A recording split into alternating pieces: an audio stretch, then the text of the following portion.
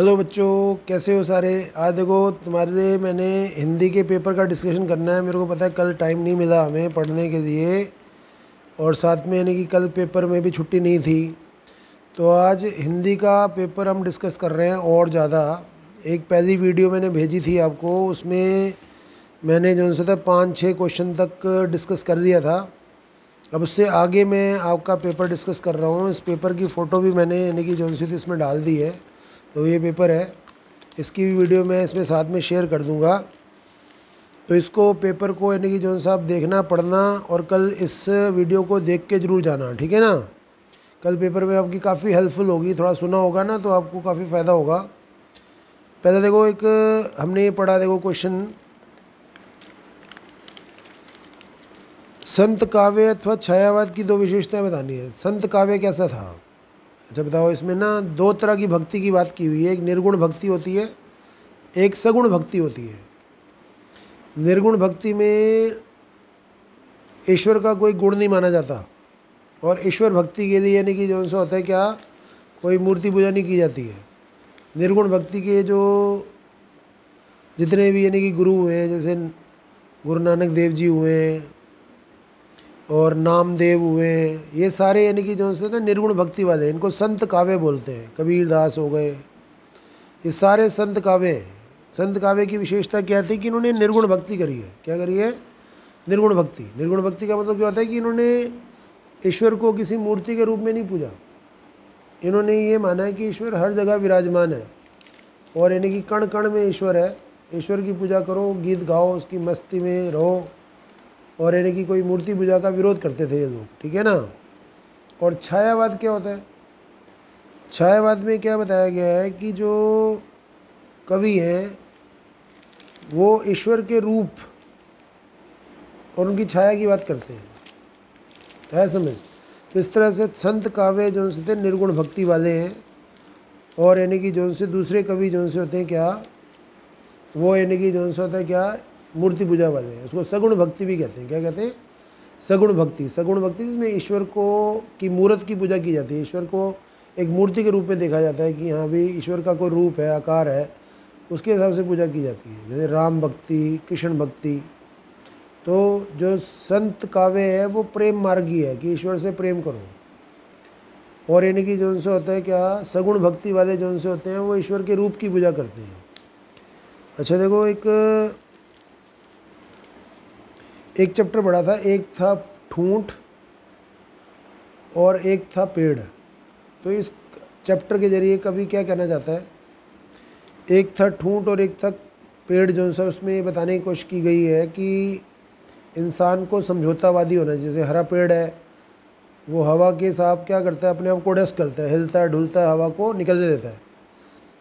तो जो लोग अपने जीवन में छोटे मोटे यानी कि जो उनसे समझौते करते हैं, सिद्धांतों पे पक्के रहते हैं वो, लेकिन समझौते करके अपने जीवन को थोड़ा सा तालमेल बिठा के चलते हैं, जिद्दी नहीं होते वो, थोड़ा अपने एडजस्टमेंट कर लेते हैं, वो समझौतावादी जीवन अच्छा काट देते हैं। लेकिन जो अड़ियल रुख अपना लेते हैं, जिद्दी होते हैं, जैसे सूखा हुआ पेड़ होता है ना, वो हवा में हिलता डुलता नहीं है, एक दिन हवा उसको उखाड़ देती है।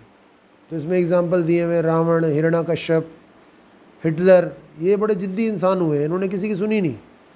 रावण को समझाया भाई तेरी टक्कर किसी आम इंसान से नहीं है, वो एक भगवान है, तेरे को मार देंगे वो। लेकिन रावण को समझ नहीं आया, वो अपने घमंड में था, हार गया। ऐसे हिरण्यकश्यप था, वो कहता था मैं ईश्वर हूँ, मेरी पूजा करो। लेकिन जो उनसा था उसको मार दिया ईश्वर ने। इस तरह से एक था पेड़, एक था ठूठ में ये बताने की कोशिश की गई है कि निरंतर हिलना झुकना, थोड़ा एडजस्टमेंट करना जीवन का पहलू है, और हमें एडजस्टमेंट करनी चाहिए। और यानी कि जो सा होता है, जिद्दी अड़ियल नहीं बनना चाहिए। जैसे रावण है, रामलीला के रावण की तरह जो बांस की खबच्चे पर खड़ा रहता है, हिलता नहीं है, झुकता नहीं है। तो हमारे विचार लचीले होने चाहिए, परिस्थितियों के साथ समन्वय साधने वाले, बदलने वाले। लेकिन आदर्श समझौतावादी जो लोग होते हैं वो अपने सिद्धांतों पे पक्के रहते हैं, लेकिन वो परिस्थितियों के हिसाब से अपने आप को बदलते रहते हैं, ठीक है ना। तो इस तरह से यानी कि जो सा क्या एक और चैप्टर हमने पढ़ा था, ये तो था, एक था पेड़, एक था ठूंठ की कहानी कि जिसमें ये बोला गया है कि हमें समझौतावादी होने चाहिए, हमारे विचार रचीले होने चाहिए, परिस्थितियों के हिसाब से हमें अपने आप को बदलना चाहिए, जिद्दी अड़ियल नहीं बनना चाहिए, रावण की तरह, हिरण्यकश्यप की तरह। अब एक और इसमें क्वेश्चन पूछा हुआ है, अनपढ़ बनाए रखने की साजिश। अभी अनपढ़ बनाए रखने की साजिश जो उनसे चैप्टर है, इसमें राजेंद्र यादव का लेख है, वो का खा गा पत्रिका का संपादक है। वो कहता है इंसान की बुनियादी ज़रूरत क्या है, रोटी कपड़ा मकान के बाद एकमात्र उसकी आवश्यकता है साक्षरता, पढ़ाई लिखाई। लेकिन जो सरकार है ना, वो क्या कर रही है, जानबूझकर कागज़ महंगा कर रही है।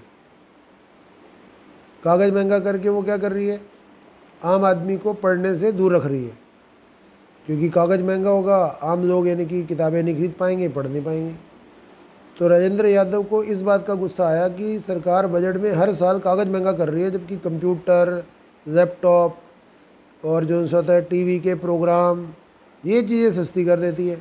बहुराष्ट्रीय कंपनियों को फ़ायदा पहुँचाने के लिए सरकारें क्या करती है, इनको सस्ता कर देती हैं। कंप्यूटर, लैपटॉप, कंप्यूटर के प्रोग्राम, नेटफ्लिक्स, अमेजॉन प्राइम, ये सस्ता, इन पर टैक्स फ्री। लेकिन जो कागज़ है वो उस पर टैक्स लगा के उसको और महंगा। तो लेखक को इस बात पे गुस्सा आया, सरकार ने जब बजट पास किया, कि भाई सरकार क्या कर रही है, पढ़ाई लिखाई को महंगा कर रही है। उसने लेख लिख दिया, अनपढ़ बनाए रखने की साजिश। तो राजेंद्र यादव का लेख है, उसकी विषय वस्तु यही है कि वो यानी कि जो क्या करना चाहता है, एक सरकार पर टिप्पणी करना चाहता है कि भाई सरकार क्या कर रही है, कागज़ महंगा करके आम आदमी के लिए शिक्षा दूर कर रही है, आम आदमी के लिए शिक्षा मुश्किल कर रही है।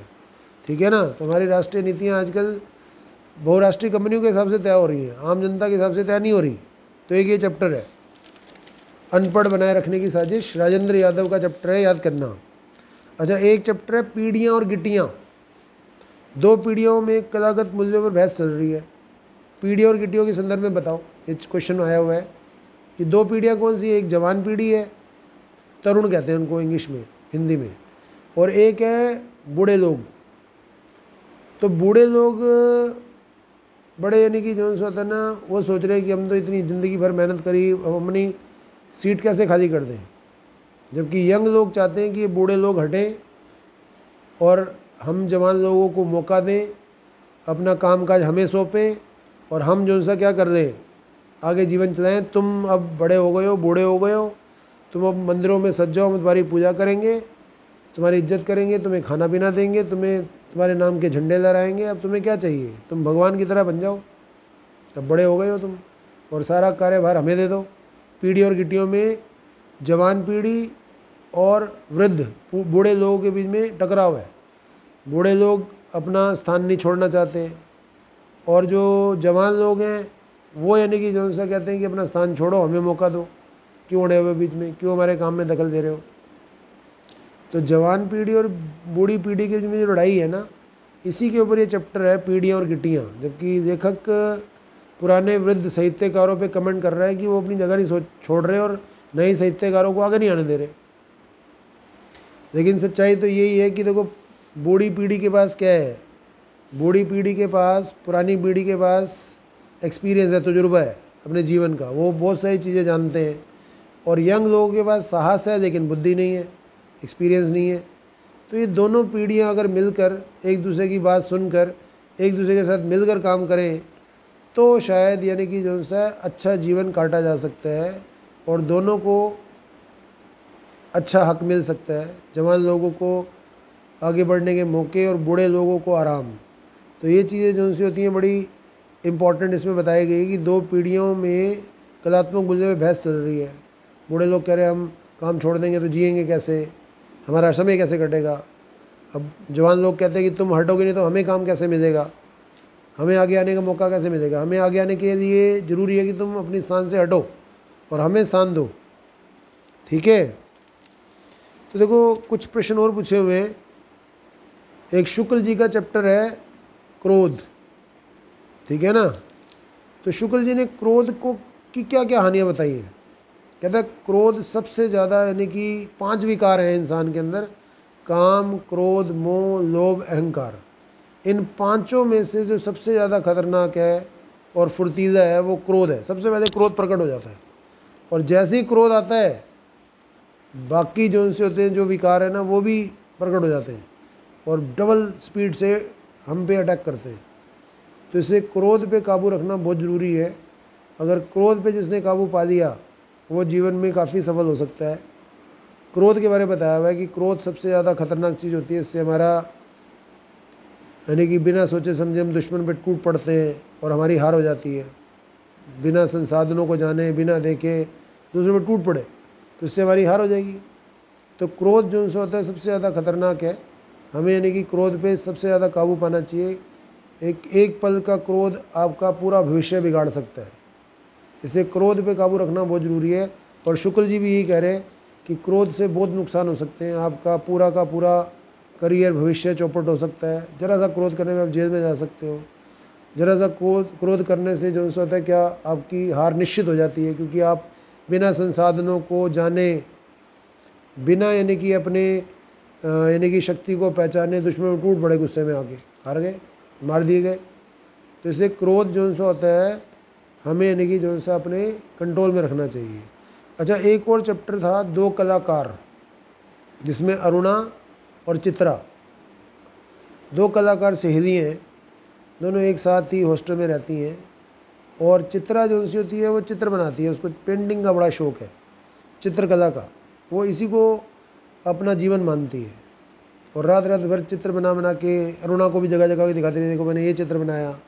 और अरुणा जो उनसे होती है वो बहुत समझदार समाज सेवी लड़की है। वो अपने ही हॉस्टल में गरीब बच्चों को, चपरासी के बच्चों को, और जो वहाँ काम करने वाली आया होती हैं, पानी पुनी पिलाने वाली औरतें होती हैं, उनके बच्चों को मुफ्त में पढ़ाती है। और पड़ोस में कोई फुलिया दाई की बच्चा है बीमार, उसकी भी सेवा करती है, लेकिन उसको बचा नहीं पाती, वो मर जाता है बच्चा। तो बहुत दुखी मन से आती है। और अरुणा जो उनसे होती है क्या से ना वार्डन भी कुछ नहीं कहता, जो कॉलेज का वार्डन है हॉस्टल का, वो भी उसका रोब मानते हैं। उन्हें पता है ये लड़की बहुत समझदार है और समाज सेवा करती है, इसको कोई नहीं रोकता। तो अरुणा और चित्रा, अरुणा समाज सेवा करती है और दुनिया के जीवन में समाज सेवा के रंग भरती है, जबकि चित्रा सिर्फ अपने विचारों को कैनवस पे पेंट करती है, बस उसको लगता है भाई बहुत सा छोड़ा काम है, वो बड़ी महान है। तो एक दिन बाज़ार में एक भिखारी मर जाती है, उसके जो बच्चे हैं वो उसके सूखे शरीर का रो रहे हैं चिपट कर। तो चित्रा तो इस घटना का चित्र बना देती है और यानी कि उसका ये चित्र बड़ा फेमस हो जाता है विदेशों में, उसको खूब पैसे मिलते हैं, विदेश चली जाती है और बहुत फेमस हो जाती है चित्रकार। लेकिन जो अरुणा है ना, वो उन्हीं बच्चों को, भिखारिन के बच्चों को पालती है। तो वो दुनिया के जीवन में सच्चा समाज सेवा का काम करती है, जिसकी वजह से उसको यथार्थवादी बोला गया है। जो चित्रा है आदर्शवादी, वो बड़े बड़े आदर्श की बातें करती है, चित्रों पे अपने कैनवस पे रंग भरती है, बस उसको लगता है यही सबसे बड़े कलाकारी है और वो सबसे महान कलाकार है। तो लेकिन इस चैप्टर के अंदर वो समझाना चाहता है कि महान कलाकार कौन है, चित्रा या अरुणा। अरुणा महान कलाकार है क्योंकि वो यथार्थवादी है, रस्सी काम कर रही है, समाज सेवा के रंग भर रही है लोगों के जीवन में। और वो नहीं कि जो उसका क्या गरीब बच्चों को पढ़ाती है, उन बच्चों को पालती है भिखारिन के। और जब बहुत सालों बाद दिल्ली में उसकी प्रदर्शनी लगती है चित्रा की, तो जब अरुणा जो उनसे होती है उन बच्चों को लेके पहुंचती है और दोनों सहेलियां द्वारा मिलती हैं, तो चित्रा बड़ी हैरान होती है कि यार ये बच्चे कौन से हैं, इसकी शादी तो हुई नहीं है। तो अरुणा कहती है ये उस भिखारिन के बच्चे। जब उसको ये पता लगता है तो बड़ी शर्मिंदा होती है और उसको कहती है कि वाकई में तू ही महान कलाकार है। और वाकई में इस चैप्टर के अंदर अरुणा महान कलाकार है, चित्रा नहीं है। चित्रा तो सिर्फ चित्र बनाती है। तो ये दो कलाकार कहानियों के बीच में किस विषय पर बहस हुई है कि समाज सेवा कला है या नहीं है। तो इस चैप्टर में लेखककार जवाब दे रहा है कि समाज सेवा करना भी एक कला है और सबसे महान कला है, क्योंकि इसी के बलबूते पर दुनिया अच्छी और बेटर बन सकती है। ठीक है ना। अच्छा देखो इसमें अब एक ना पैराग्राफ आया हुआ है महंगाई के ऊपर और इसके क्वेश्चन पूछे हुए हैं। तो ये बड़ा आसान होता है, इसको छोड़ के नहीं आना। 11 नंबर का क्वेश्चन है, महंगाई का पैराग्राफ पढ़ो। आज महंगाई से कौन दुखी है कह रहा है, गरीब आदमी दुखी है, लिखा हुआ है। जीवन उपयोगी वस्तुएं दाम दिन प्रतिदिन बढ़ रहे हैं, जन साधारण की अत्यंत कठिनाई का सामना करना पड़ रहा है। तो कह रहा है आज सबसे ज़्यादा दुखी कौन है? आम आदमी। महंगाई के देश का ढांचा कैसे डगमगा रहा है? महंगाई के कारण हर चीज़ें यानी कि जो सी महंगी होती जा रही हैं। लोग बाज़ारों में यानी कि जो सा होता है क्या, जब चीज़ें देने जाते हैं उनको चीज़ें नहीं मिलती हैं और महंगे दामों में मिलती हैं तो वो सरकार को गालियाँ देते हैं। धीरे धीरे ये गुस्सा इतना बढ़ता जाता है कि आंदोलन की शेप दे देता है।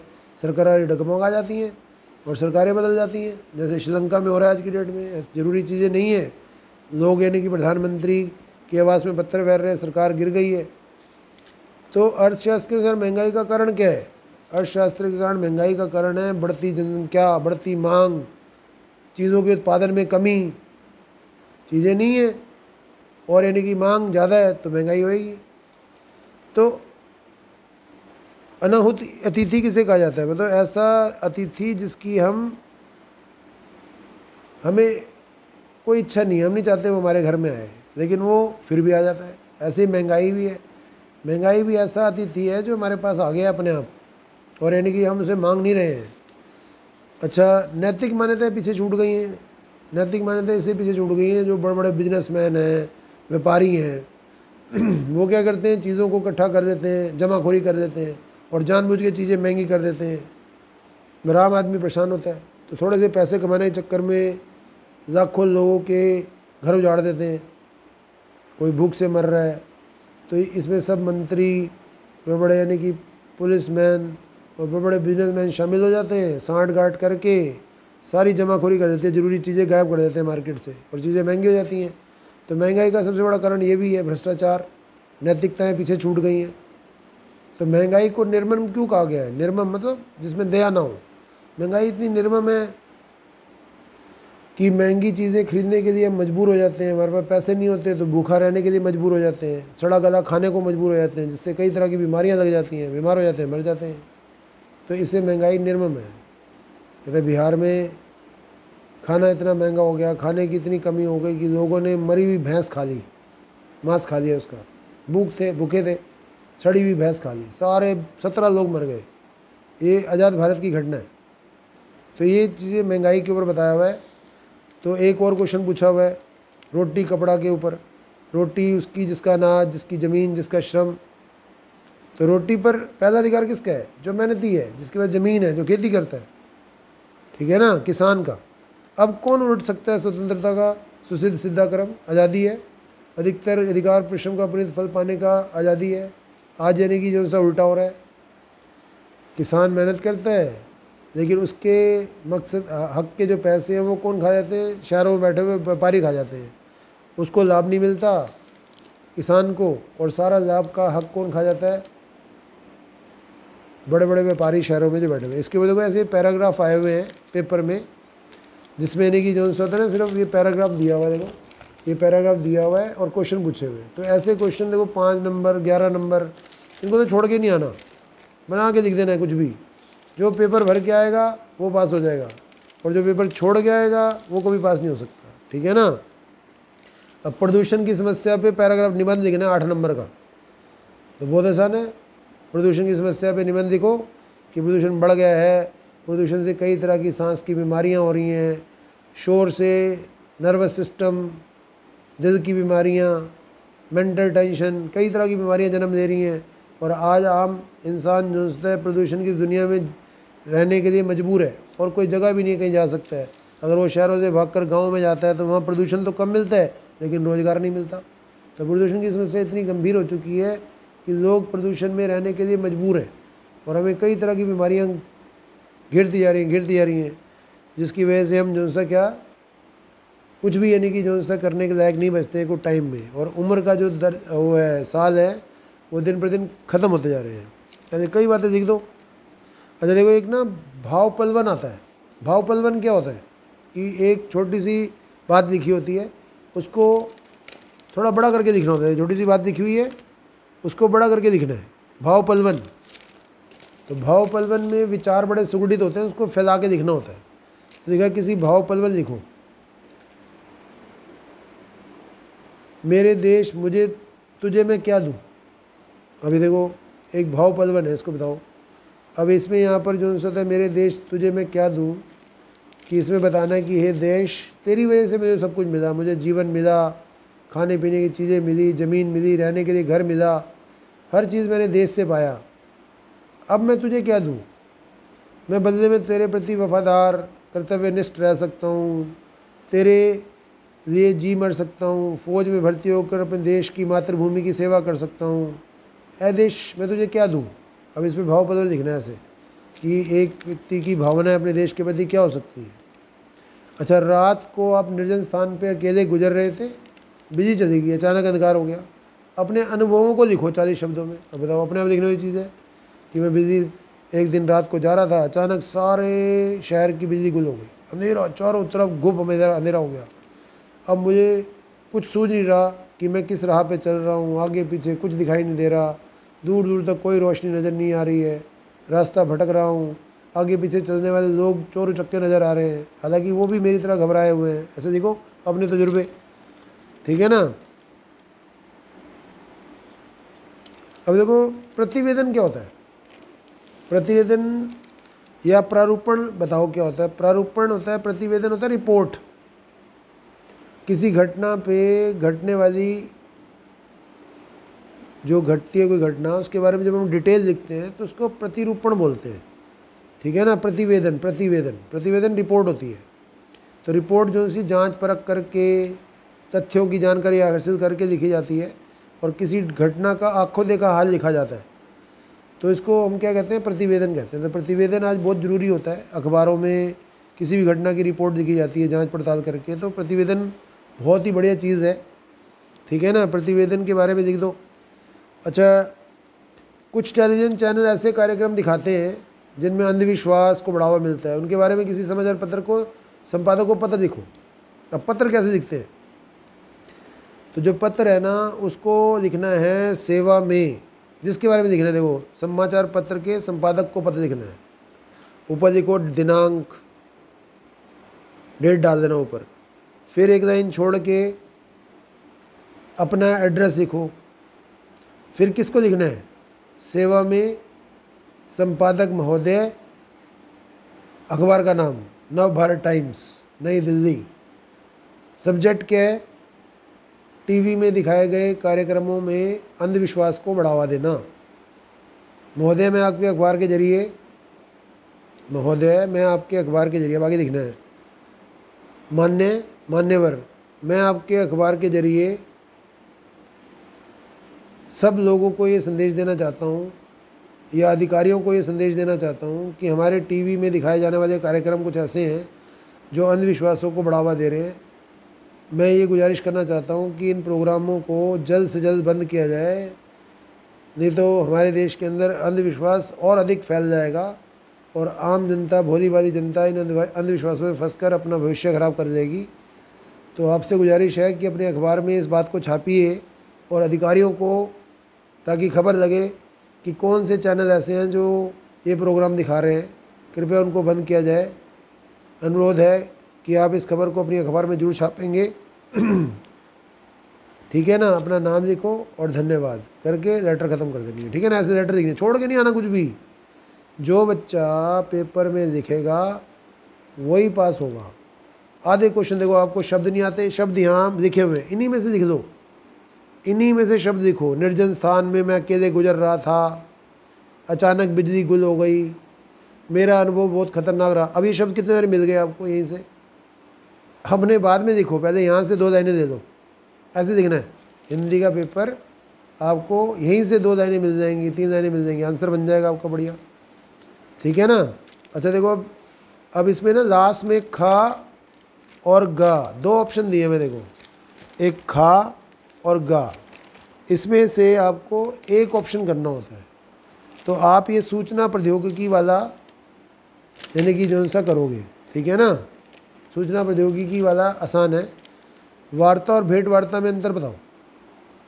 वार्ता और भेंट वार्ता, वार्ता क्या होगी? किसी के बीच में बातचीत, और भेंट वार्ता मतलब जब किसी से हम भेंट करने जाते हैं, स्पेशल मिलने जाते हैं और जो बात होती है वहाँ, वो भेंट वार्ता है, इंटरव्यू, ठीक है ना। वार्ता और भेंट वार्ता में यही फ़र्क है। वार्ता तो ये होगी कहीं भी कोई भी बात हो गई, और भेंट वार्ता फिक्स होती है, पहले से अपॉइंटेड होती है पहले से हम जो सा था क्या किसी से बंदे से पहले टाइम दे देते कि हाँ भाई कल मैं आपका इंटरव्यू लेने आऊँगा, वो भेंट वार्ता है।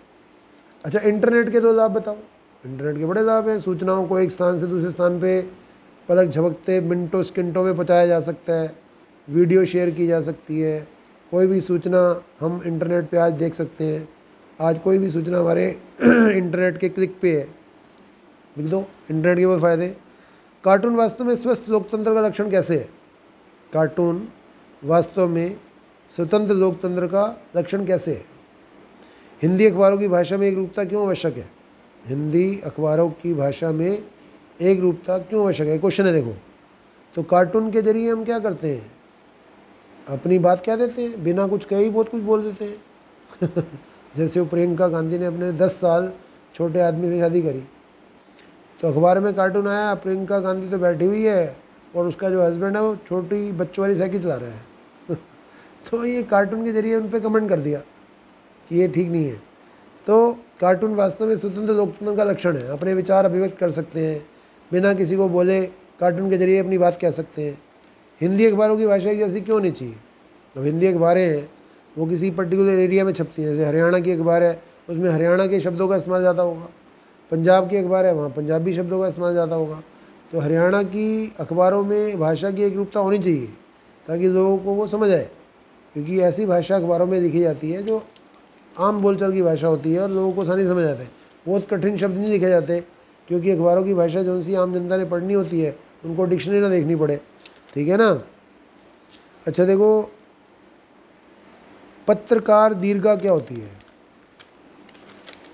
मतलब पत्रकार जो होते हैं जब किसी चीज़ को फैला के दीर्घ रूप में लिखते हैं, एक्सप्लेन करते हैं, पत्रकार दीर्घा। ठीक है ना? तो ऐसे मतलब आपका ये पेपर बहुत आसान है। अच्छा, पानी की बर्बादी रोकने के लिए विज्ञापन तैयार करो। विज्ञापन बना दो, ऐसे बॉक्स बनाओ, एक विज्ञापन बनाना है। उस बॉक्स में देखो, जल ही जीवन है, जल के बिना जीवन संभव नहीं है, इसलिए हमें पानी की एक एक बूंद को बचाना जरूरी है। बड़े बड़े शब्दों में लिख दो, एडवर्टाइजमेंट, पानी बचाएं जीवन बचाएं, बड़ा बड़ा लिख दो नारे। ऐसे एडवर्टाइजमेंट लिखनी है, विज्ञापन 3 नंबर, बॉक्स बनाओ बढ़िया बढ़िया। ध्वनि प्रदूषण को रोकने के प्रति जनता को जागरूकता उत्पन्न करने के लिए आपकी बस्ती में जो पहल की गई उसके बारे में एक समाचार तैयार करो कि देखो ध्वनि प्रदूषण को रोकने के लिए हमारी बस्ती में कल से एक पहल की गई, सारे लोग इकट्ठे हो गए, लाउड स्पीकरों को बंद करवा दिया गया, मस्जिदों मंदिरों में बजने वाले स्पीकरों को बंद करा दिया गया और उनका टाइमिंग निश्चित कर दिया गया कि भाई सुबह जो है आधे घंटे के लिए वो भी धीमी आवाज़ में ही लाउड स्पीकर चलाया जाएगा, ताकि आसपास के पढ़ने वाले बच्चों को नुकसान ना हो, उनकी स्टडी का हर्जाना ना हो। तो इससे देखो हमारे कॉलोनी में बहुत अच्छी पहल की गई। कोई भी म्यूज़िक सिस्टम नहीं चला सकता रात के 10 बजे के बाद। ऐसे मतलब काफ़ी सारी पहल की गई, सारे नागरिकों ने इसको माना। तो ये बहुत अच्छा समाचार है जो मैं आपको दे रहा हूँ, और मैं चाहता हूँ दूसरे लोग, दूसरी कॉलोनी के लोग भी ऐसा पहल करें ताकि शोर प्रदूषण को रोका जा सके। धन्यवाद। ऐसे मतलब एक क्या करना है, समझदार करना है। 4 नंबर ऐसे एक पेपर हमें क्वेश्चन आया हुआ है जिसको अपने आप लिखना है आपने, तो इसमें कोई समस्या नहीं आएगी। मैं चाहता हूँ सारे बच्चे जो होते हैं इस पेपर को पढ़ें, इस वीडियो को देखें, आपको काफ़ी हेल्प होगी कल के पेपर के अंदर। काफ़ी सारे चैप्टर मैंने डिस्कस कर दिए हैं इसके अंदर, आपको बहुत फ़ायदा होने वाला है। उम्मीद है आपको वीडियो पसंद आएगी। इस वीडियो को पूरा देखना, अपने दोस्तों के साथ भी शेयर करना और मेरे चैनल को सब्सक्राइब कर दोगे तो इससे बढ़िया बात नहीं हो सकती। धन्यवाद। मैं इस पेपर की भी फ़ोटो आपको खींच के इस वीडियो में ही डाल रहा हूँ, आप इसको देख लेना। ठीक है बच्चों? तो ये पेपर की वीडियो है, ये देखो ये क्वेश्चन पेपर आया हुआ है। ठीक है,